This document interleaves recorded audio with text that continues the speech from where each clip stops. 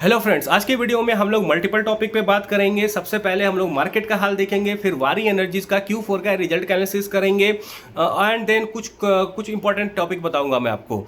तो सबसे पहले बात करते हैं आज के मार्केट का। आज के मार्केट का हाल बहुत बुरा है, ठीक है। निफ्टी 50 जब मैं वीडियो बना रहा हूँ तो निफ्टी 50 आपको 1.55% नीचे है, ठीक है।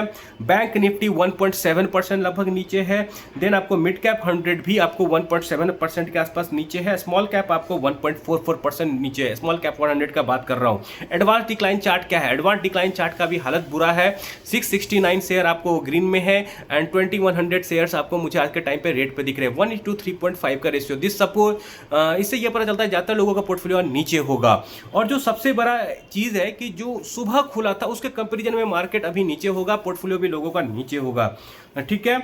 और जो उससे ही बड़ा इंडिकेटर होता है वो है आपको small cap 250 and then mid small 400। तो वो दोनों इंडेक्स कैसा कर रहा है? तो अगर मैं देखूं तो मिड स्मॉल इंडेक्स जो है वो आपको 1.54% नीचे है एंड स्मॉल कैप 250 आपको 1.34% नीचे है। तो निफ्टी से कम बुरा हाल है, ठीक है। निफ्टी इंडेक्स बैंक निफ्टी से कम बुरा हाल है। एंड सीन क्या है, मुझे क्या लगता है ज़्यादातर लोगों का पोर्टफोलियो 1.5% 2% के आसपास नीचे होना चाहिए। मेरा खुद अभी 1.1% नीचे है, लेकिन मैं आपको एक बात बता रहा हूँ, वो एक स्टॉक संभाला हुआ है। वो एक स्टॉक अगर नीचे गया तो मेरा पोर्टफोलियो 2% के नीचे खिसक जाएगा। तो ये है आज का हाल। मार्केट अच्छा नहीं है आज, ठीक है। अब बात है वारी एनर्जीज के रिजल्ट पे, जो जिसके लिए मैंने ये वीडियो मेनली बनाया है आज का। तो वारी एनर्जीज का रिजल्ट कैसा है? देखो, वारी एनर्जीज का ना रिजल्ट को आपको दो पार्ट में बांटना पड़ेगा। एक है पॉजिटिव पार्ट, एक है निगेटिव पार्ट। पहले मैं निगेटिव बात कर लेता हूं, ठीक है। निगेटिव बात क्या है जो आप सब जगह देख रहे हो? देखो, नंबर्स का बात करूंगा नहीं, नंबर्स में ऑलरेडी पोस्ट डाल चुका हूं और मेरे ख्याल से आप लोग देख ही चुके होंगे अभी तक, ठीक है। कहीं ना कहीं आपको नंबर पता ही चल चुका होगा नंबर कैसा है। तो सीन क्या है, यहाँ पे रेवेन्यू बहुत अच्छा बढ़ा है, 100% के ऊपर से इंक्रीज हुआ है, लेकिन इनका मार्जिन कंप्रेस हुआ है, ठीक है। अगर मार्जिन कंप्रेस होता है, there should be a reason कि मार्जिन कंप्रेस क्यों हुआ होगा। मेरे हिसाब से मुझे 2-3 रीजन लग रहे हैं यहाँ पे, ठीक है। पहला क्या है कि देखो, क्रूड का दाम बढ़ा होगा और ये लोग सोलर सेल्स बाहर से मंगवाते हैं। इंडिया में उतना कैपेसिटी नहीं है आज के टाइम पे, तो बन रहा है लेकिन उतना कैपेसिटी अभी नहीं है सोलर सेल्स का, तो ये लोग बाहर से मंगवाते हैं। और चूंकि ये लोग बाहर से मंगवाते हैं तो क्रूड का दाम बढ़ा होगा, तो ये भी इंक्रीज हुआ होगा। ये पहला रीजन। सेकंड रीजन क्या है कि इनके नया फैक्ट्री सब आपको चालू हुआ है। नया फैक्ट्री चालू होगा तो तुरंत रैंप अप नहीं होता है, लेकिन उसको चलाने के लिए खर्चा तो उतना ही चाहिए, बिजली का खर्चा उतना चाहिए, एम्प्लॉय इतना ही चाहिए, तो आपको उनका उस वजह से भी मार्जिन कंप्रेशन हो सकता है। एंड थर्ड इंपॉर्टेंट चीज जो है वो है आपको इन्वेंट्री जाके देखो। इनका इन्वेंट्री आपको -712 करोड़ से -712 दिखेगा, ठीक है। तो सीन क्या है, यहाँ पे इनका इन्वेंट्री बिल्डअप हुआ है। ये कुछ सामान बनाए हैं जिसको बेचे नहीं है, तो हो सकता है Q1 में उसको रियलाइज करे। तो दीज 3 आर द रीजन जिसकी वजह से मुझे लगता है कि मार्जिन कंप्रेस हुआ है। और दूसरा निगेटिव बात करता हूं, दूसरा क्या है कि ऑर्डर बुक का ग्रोथ नहीं हुआ है। जैसे लास्ट क्वार्टर में था 60,000 करोड़ के आसपास और अभी है 53,000 करोड़ के आसपास, तो डिक्लाइन हुआ है क्लियर कट यहाँ पे 10% का ऊपर का। उसके अलावा देखोगे तो मैनेजमेंट का क्या बोलना है पीपीटी में कि हमारा 100 गीगावाट प्लस का पाइपलाइन है। सपोज ये 15% भी वहां से ले लेते हैं तो मतलब 30,000 करोड़ का रेवेन्यू यहां से आ जाएगा, ठीक है। ये बात समझना। एक और निगेटिव पार्ट क्या है कि लोगों को इनका गाइडेंस पसंद नहीं आया। इन्होंने क्या गाइडेंस दिया कि हम लोग ऑपरेटिंग इबिट्टा करेंगे 7,000 से 7,700 करोड़ का, 7,000 to 7,700 करोड़, और इनका ऑपरेटिंग इबिट्टा कितना था 5,900 करोड़ के आसपास। तो इसका मतलब क्या होता है, 18 से लगभग 30% के आसपास का ये लोग ग्रोथ एक्सपेक्ट कर रहे हैं, ठीक है। इन क्या बोलते हैं ऑपरेटिंग इबिट्टा में। ऑपरेटिंग इबिट्टा इबिट्टा में ये डिफरेंस होता है कि नॉर्मल इबिट्टा में आपको अदर इनकम भी इंक्लूडेड होता है, ऑपरेटिंग इबिट्टा में नहीं होता है। तो लगभग इन्होंने 20 से 30% के आसपास का गाइडेंस दिया है, but they can beat this guidance, but we should not assume this, ठीक है, unless we have concrete proof. जब मैं वारी एनर्जीज का डीप डाइव करूंगा कुछ दिनों में तब मैं आपको बताऊंगा। एक्चुअली मेरा लिस्ट बहुत लंबा है तो मैं इमीडिएटली कर नहीं पाऊंगा, ठीक है। मैं कुछ दिनों के बाद करूंगा इसका। तो सीन क्या है यहाँ पे कि इसका आपको अंदर जाना पड़ेगा, देखना पड़ेगा कैपेसिटी सब कैसे आपको रैंप अप वगैरह है, तभी आप एग्जैक्ट कैलकुलेशन निकाल पाओगे कि इनका कितना रेवेन्यू बन सकता है, कितना एबिटा वगैरह बन सकता है फ्यूचर में। अब आते हैं एक और पॉजिटिव चीज पे। वो क्या है? वो पॉजिटिव चीज़ यहाँ पे ये है कि ये लोग सोलर ग्लास में कैपेक्स कर रहे हैं। इसका मतलब क्या है कि they are not only securing, आपको क्या बोलते हैं, ingots and wafer and solar cells, they want to secure solar glass also अपने लिए, ठीक है। और उससे भी इनका मार्जिन बढ़ने वाला है। 10% सोलर पैनल्स वगैरह में 10% ग्लास का भी कॉस्ट होता है। तो सीन क्या है यहाँ पे कि फ्यूचर में इनका मार्जिन इंक्रीज होगा। जो भी मार्जिन इनका डिक्रीज हुआ है, फ्यूचर में इनगॉट्स आएगा, वेफर्स आएगा, सोलर सेल्स आएगा, बाहर से नहीं खुद का बनाएंगे, तो इनका मार्जिन इंक्रीज होगा फ्यूचर में। और सबसे बड़ा बात जो लोग आज के टाइम पे भूल रहे हैं कि इनका ग्रीन हाइड्रोजन आने वाला है, ठीक है। बेस में 20 गीगावाट का है। Base can be there next revenue driver as well as इनका आपको मार्जिन वहाँ पे बढ़ेगा 25-30% वहाँ से भी मार्जिन आने वाला है। क्योंकि आपको ये चीज़ ध्यान देना है, ये लोग अपना बेस के लिए बैटरी सेल्स खुद से बनाएंगे, ठीक है। तो अभी भले ही आपको इनका मार्जिन नीचे दिख रहा है, मार्जिन इनका इंप्रूव होगा फ्यूचर में। देखो FY27 will be the year जब ये कॉन्सोलिडेट करें। FY28 और FY29, मेनली FY29 में जाके ग्रीन हाइड्रोजन का डिमांड अच्छा खासा रहेगा, बेस भी अपने चरम सीमा पे रहेगा उस टाइम पे। FY28 में भी बेस का डिमांड रहेगा, लेकिन green hydrogen is more expected in FY29, ठीक है। तो डिमांड बहुत ज़्यादा होने वाला है। तो ऐसा नहीं है कि जो आपको कंपनी बोल रही है उसको आंख बंद करके मान लेना है। मेरे हिसाब से FY27 is year of consolidation for them.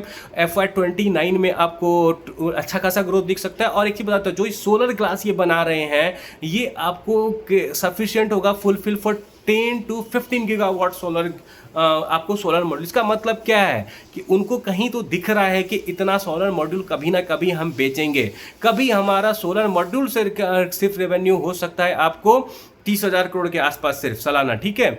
तो मैं आपको ये समझाना चाह रहा हूँ कि थोड़ा अंदर घुसो बिजनेस के, बस ऊपर ऊपर से सरफेस लेवल से नंबर देखने से नहीं होता है। आपको ये भी देखना पड़ेगा कि इसका EBITDA डिक्लाइन हुआ है तो क्यों हुआ है, क्या ये फ्यूचर में इंप्रूव हो सकता है। इंप्रूव हो सकता है तो उसका रीजन क्या है, क्योंकि भले ही मार्केट इसको अभी पनिश कर रहा होगा उस EBITDA मार्जिन के लिए, लेकिन हो सकता है कि कल इसको रिवार्ड कर दे। आई एम जस्ट सेइंग कि ऐसा हो सकता है, ऐसा होगा नहीं होगा गारंटी नहीं है। देखो एक बात मैं बताता हूँ, और लोगों में एक सबसे बड़ी प्रॉब्लम क्या होती है ना कि लोगों ने क्या देखा, आज मार्केट उसे तोड़ा, 10% तोड़ दिया, पर लोगों ने एक चीज नोटिस नहीं किया, वॉल्यूम नहीं है भाई, वॉल्यूम नहीं है। और जो वहां पे रेड कैंडल बना है ना पहला, ठीक है, जाके देखो डेली लेवल पे, रेड कैंडल जो बना है उसका आधा वॉल्यूम का ग्रीन कैंडल बताया। इसका मतलब क्या होता है, जो बेचा उसको नीचे गिराने के लिए, उससे उसका आधा तो फिर उसी प्राइस पे खरीद लिया गया है, ठीक है। ये बात समझो। और मुझे नहीं लगता है रिटेल इन्वेस्टर अभी खरीदेंगे, क्योंकि रिटेल इन्वेस्टर इस नंबर को देख के डरे हुए होंगे ज्यादातर, ठीक है। तो मुझे नहीं लगता है रिटेल इन्वेस्टर यहाँ पे कूदेंगे, और उनके हिसाब से ये थोड़ा हाइयर प्राइस है, ठीक है। आई एम नॉट प्रो वारी, मैं आपको लॉजिकल चीज़ें सिखा रहा हूँ यहाँ पे। तो ऐसा नहीं है कि वॉल्यूम साथ गिरावट आया है। आज का वॉल्यूम देखो और जाके कुछ दिन पहले का वॉल्यूम देखो, उतना ज़्यादा डिफरेंस है नहीं वॉल्यूम में। और जब से नीचे गिरा है उसको 10% के आसपास ही रखा जा रहा है। देखो आगे क्या होता है, आई डोंट नो। और एक बात समझो, मैंने बहुत बार ये चीज़ नोटिस किया है, ऐसा होता है कि किसी कंपनी का रिजल्ट आता है, उसको रिजल्ट के डे गिराया जाता है एंड नेक्स्ट डे से उसका अपवर्ड जर्नी शुरू हो जाता है। तो एक दिन के प्राइस से जज मत करो। शेयर मार्केट इतना आसान जगह नहीं है कि आप EBITDA देखो, मार्जिन देखो, बस रॉकेट हो यहाँ से, या तो नीचे देखो रॉकेट होगा, ठीक है। ऐसा नहीं होता है, आपको अपना दिमाग लगा के सोचना भी पड़ेगा, थोड़ा डीप डाइव भी करना पड़ेगा।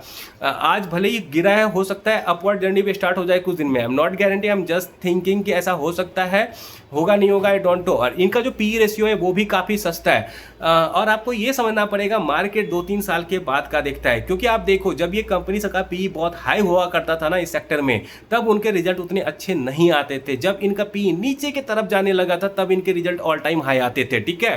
तो मार्केट हमेशा फ्यूचर को डिस्काउंट करता है। अगर मार्केट को ऐसा लगेगा ना कि इनका रिजल्ट FY28-29 में अच्छा आ सकता है, तो PE इनका उतना महंगा नहीं है आज के टाइम पे। PE री-रेटिंग वगैरह हो सकता है, आई एम जस्ट सेइंग। इसका मतलब ये नहीं होता है कि कल ही इनको रिवार्ड कर दिया जाएगा। आपको मैनेजमेंट का कॉल सुनना है, मैनेजमेंट का कॉल के बाद होगा तो मैं एक वीडियो बनाऊंगा अच्छा सा आपके लिए। And my message from this video is that कि इतना जल्दी जज मत करो भाई, थोड़ा अंदर घुसो बिजनेस का, ठीक है। बस इबिटा मार्जिन देखने से, रेवेन्यू देखने से नहीं होता है, गाइडेंस देखने से नहीं होता है, आपको अंदर जाना पड़ेगा और समझना पड़ेगा डिटेल में कि क्या हो सकता है, नहीं हो सकता है, ठीक है। That's all. आई होप कि वेरी वाला आपको हेल्प किया हो। Not a buy sell recommendation, अपना रिसर्च करना मेरा काम था, मेरा जो एनालिसिस है वो आपके सामने रखना, आपको अपने हिसाब से अपना डिसीजन लेना है, अपने फाइनेंशियल एनालिस्ट को कंसल्ट कर लेना और अपना खुद का रिसर्च करो, कोई काम नहीं देगा, ठीक है। तो ये रहा वारी पे मेरा टेक। एंड अब आता हूँ मैं एक बहुत इंपॉर्टेंट टॉपिक। जैसे कुछ लोग मुझे बोलते हैं कि सर 3-4 स्टॉक बता दीजिए, कुछ अच्छे स्टॉक्स पे वीडियो बनाए। देखो भाई, मैं बना दूंगा, कोई उसमें दिक्कत नहीं है। सीन क्या है ना, आज मैंने बनाया ना, फॉर एग्जांपल टायरिल का ही ले लो। टायरिल पे मैंने वीडियो, रिजल्ट के बाद वीडियो बनाया, क्या हुआ, टायरिल का जब रिजल्ट आया उस दिन वो गिरा, उसके बाद थोड़ा ऊपर जाने लगा। कुछ लोग बोलने लगे कि सर मैंने आपका वीडियो देखा था, मुझे लगा ये नीचे जाएगा, मैंने बेच दिया। पहली बात तो क्या है यहाँ पे ना कि सीन क्या होता है, लोग बहुत जल्दी जज करते हैं, ठीक है, और लोगों के पास उतना पैसेंस नहीं होता है। तो अगर मैं आपको कोई 3-4 स्टॉक बता भी दूँ, वैसे आई कांट, ठीक है। पहली बात, मैं सेबी रजिस्टर्ड नहीं हूँ तो मैं बता नहीं सकता हूँ, मैं एनालिसिस कर सकता हूँ। आप मेरे एनालिसिस को यूज कर सकते हो कुछ डिसीजन लेने में, अपना एनालिसिस फर्दर करके या फाइनेंशियल एनालिसिस से बात करके, ठीक है। तो सीन क्या होगा कि मान लो आपने किसी और के, नॉट ओनली में, किसी और के बोलने से कोई शेयर ले लिया, कल को अगर वो पॉजिटिव गया ना, ऊपर गया, तो आपके मन में एक भी सवाल नहीं आएगा। लेकिन जब उसमें 2 दिन लगेगा आपको नीचे, लोअर सर्किट लगेगा 1-2 दिन, अब 25% वहां से नीचे होगा ना, तो आपको लगेगा यार इसको तो कुछ आता ही नहीं है, ठीक है। आप अपनी गलती नहीं मानोगे कि आपने खुद नहीं रिसर्च किया। मार्केट में दूसरे के भरोसे पैसा नहीं बनता है, क्योंकि जब पॉजिटिव जा रहा होता है ना, तब लोग सवाल नहीं उठाते। जैसे निगेटिव जाता है तो लोगों को चूंकि बिजनेस समझ में नहीं आता है, उसका बिजनेस पता नहीं आगे क्या होने वाला नहीं होना, लोग डर जाते हैं, लोग पैनिक कर देते हैं, या तो कुछ लोग सेल कर देते हैं, या तो कुछ लोग जिनका एनालिसिस देख के खरीदे हैं उनको उनके बारे में बुरा बोलने लगते हैं, ठीक है। तो सीन यहाँ पे ये है कि आपको दोस्त अपना एनालिसिस करना पड़ेगा, there is no other way. अगर नहीं कर सकते हो तो सेंस नहीं बनता है मार्केट में खुद से करने का, ठीक है। आप या तो सीखो, या तो म्यूचुअल फंड जैसी जगह पर डालो, अगर नहीं तो उतना पैसा नहीं बनाना है, सीखना है तो अलग बात है, सीख भी सकते हो। सीन ये है कि मार्केट में बिना मेहनत पैसा नहीं बनेगा, ये बात दिमाग में डाल लो। अगर कोई बोल रहा है कि ऐसा हो सकता है तो वो गलत बोल रहा है, वो झूठ बोल रहा है। एंड थिंग इज दैट कि आपको खुद का मेहनत करना पड़ेगा। That no I am concluding this video. I hope कि मेरा ये वीडियो आपको हेल्प किया हो। अगर हेल्प किया होगा तो लाइक कर देना, शेयर कर देना, सब्सक्राइब कर देना। एंड एक बहुत इंपॉर्टेंट चीज़ बताता हूँ, देखो वारी एनर्जी, सॉरी मैं भूल गया चीज़ बताना, Waaree energy is not my best pick. मैंने अगर आपको बताया होगा पहले, तो इस इंडस्ट्री में मुझे सबसे रिवार्डिंग प्लेयर जो आज के टाइम पे लगता है वो विक्रम सोलर लगता है। क्यों? क्योंकि उनका अभी साइज भी छोटा है एंड उसका ऑर्डर बुक भी ठीक ठाक बना हुआ है, और वो पहले आपको सिर्फ और सिर्फ सोलर मॉड्यूल बनाते थे, फ्यूचर में वो लोग सोलर सेल्स भी बनाएंगे, ठीक है। तो उनका मार्जिन एक्सपैंड करेगा, बेस भी आ रहा है, तो डिफरेंट वर्टिकल्स उसके भी ओपन हो रहे हैं। तो मुझे ऐसा लगता है कि Vikram solar is number 1 player, then Emmvee photovoltaic, then Waaree energies, and then आपको ये है प्रीमियर एनर्जी। 4 बड़े प्लेयर्स में अगर देखा जाए तो मुझे 1 2 3 4 रैंकिंग ऐसा लगता है। विक्रम, देन एमवी क्यों? क्योंकि एमवी इज अ ब्रांड, ये चीज़ ध्यान देना पड़ेगा। केपीआई ग्रीन जैसी कंपनी, हीरो जैसी कंपनी, ये लोग इनसे मॉड्यूल खरीदते हैं, their quality is top notch, ठीक है। This is why Emmvee photovoltaic is number 2 for me. Then आपको नंबर 3 है Premier energy, Waaree energy, and number 4 पे मैं रखूंगा प्रीमियर एनर्जीज को। It is my ranking can go wrong, and that's all. अगर आपको देखना है ये वाला वीडियो जिसमें मैंने वारी, प्रीमियर एंड विक्रम सोलर का एनालिसिस किया था, तो मैं वीडियो डाल दूंगा, देख लीजिएगा। I hope my video help. Bye.